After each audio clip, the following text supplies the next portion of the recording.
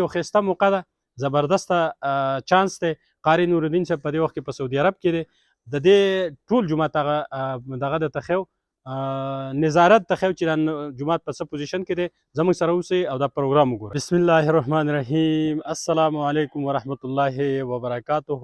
ملګرو سید الرحمن کاکا خیل ستاسو په خدمت کې حاضر یم. دا مسجد امیر معاویه رضی الله عنه کوم چې د کس په کورونو باندې یادېږي. دلته څو ورځې مخکې موږ ویډیو کړې وه د سهار په واک باندې، او زموږ دا ویډیو مقصد دا و چې د دې جومات چې کوم محتمم دی یا کوم امام دی مولانا نورالدین صاحب، قاری نورالدین صاحب، هغه د سعودي عرب په دوره باندې دی، بلکې د خپل عمرې د ادا کولو لپاره تللی دی. نو موږ دغه غږ په ټولو مسلمانانو باندې ورکړی و چې یو ښایسته زبردسته موقع ده، ښه چانس دی او دا جومات دلته جوړیږي او قاري صاحب هم په خپله درغلی دی. نو که څوک ورسره تعاون کول وغواړئ نو د دې جومات سره تاسو تعاون وکئ، ځکه چې که تاسو په جیس کیش یا په ایزي پیسه یا د بینک په ذریعه یا د غونډۍ په ذریعه باندې پیسې رالیږئ نو خدای خبر چې هغه به چاته میلاویږي او کله به میلاویږي. خو اوس په دې وخت کې قاري نورالدین صاحب هغه په سعودي عرب د عمرې دپاره تللی دی او زما په خیال سره د 25 تاریخ پورې به دلته وي په سعودي عرب کې. نو د دې جومات ته دننه ځو او د جومات هغه دننه نقشه هم تاسو ته ښیو، او بلکې بله یو د خوشحالۍ خبره سره دا شیر کومه چې د دې جومات چې کومه نقشه ده نو هغه الطاف حسین صاحب د حاجي ګل عظیم حاجي صاحب فرزند محترم دی او په پینډۍ کې وي، ارکیټیکټ دی او ډېره ښایسته نقشه یې جوړه کړې ده. او په هغې باندې د پاسه قاري احتشام صاحب په هغې باندې د قرآن پاک تلاوت هغه هم پرې ریکارډ کړی دی او هغه 3D نقشه چې کومه جوړه کړې ده. نو انشاءالله چې دا جومات به په هغه نقشه باندې جوړیږي کومه نقشه چې هغې جوړه کړې ده. وقضى ربك ألا تعبدوا إلا إياه وبالوالدين إحسانا إما يبلغن عندك الكبر أحدهما أو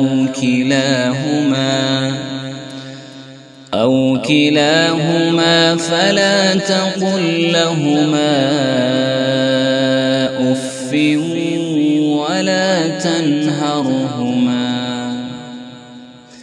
ولا تنهرهما وقل لهما قولا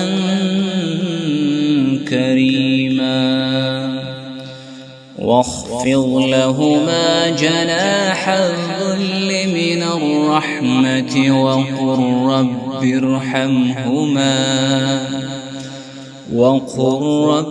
ارحمهما كما ربياني صغيرا ربكم أعلم بما في نفوسكم إن تكونوا صالحين فإنه كان للأوابين غفورا. خو ستاسو په خدمت کې دا یو خواست کومه چې مهرباني وکئ دا جومات چې کوم دی که نه دا زما او ستا په تعاون باندې جوړیږي. زما او ستا چې کومې د حق او حلالې پیسې دي او الله پاک ته قابل قبول دي نو هغه پیسې به په جوماتونو کې په مدرسو کې او په داسې کار خیر کې به لګي. ښایسته یو زبردسته موقع ده، زبردسته چانس دی. او قاري صاحب چې کوم دی نو درغلی دی د هغې نمبر به موږ ستاسو سره په موبایل باندې شیر کړو. هسې دلته په دې طرف باندې تېرېدم نو ما ویل چې یاره زه ستاسو سره دا د دې جومات دا کومه نقشه چې جوړه شوې ده الطاف حسین صاحب الله پاک د هغې له جزای خیر ورکړي او ډېره ښایسته نقشه یې جوړه کړې ده 3D نقشه. نو انشاءالله چې دا جومات دی دا به تاسو ګورئ په دغه نقشې په طرز باندې به جوړیږي او په دغه انداز باندې به جوړیږي.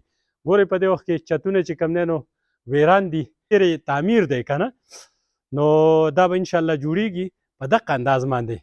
او قاری احتشام صاحب چې کوم تلاوت کړی دی الله پاک د هغې له هم جزای خیر ورکړي. انشاءالله چې دغه تلاوت هم تاسو واورئ او سره شعر هم کوي، خوندونه هم ترې چوت کوي او مزې هم ترې پورته کوي او دا یو کار خیر دی.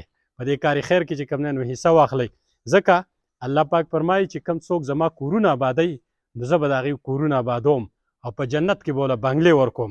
نو دا د الله پاک وعده ده او موږ او تاسو ټول مسلمانان یو د الله پاک په وعده د نبي علیه السلام په ارشاداتو کې هېڅ څه شک شبه نشته.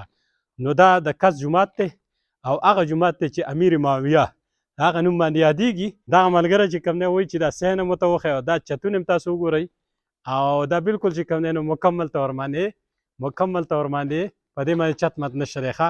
دا مخامخ چې کوم دی دا محراب دی، دا محراب دی، محراب رسول مدرسه. دا جومات چې کله کامیاب شي که نه او په دې کې چې کوم څوک سبقونه وایي، کوم څوک چې پکې د الله تلاوت کوي، الله پکې یادوي او عالمان او قاریان پکې جوړیږي، نو چې چا پکې امداد کلی وي، چې چا پکې 1 روپۍ امداد کلی وي که نه، وایي چې د چنچڼې د جالې موږ پکې چا په حصه واړتله یا یې پکې ځګی جوړ کړو، نو الله پاک به په جنت کې محلونه جوړوي. نو انشاءالله چې دا جومات به آبادېږي او ډېر زر به آبادېږي.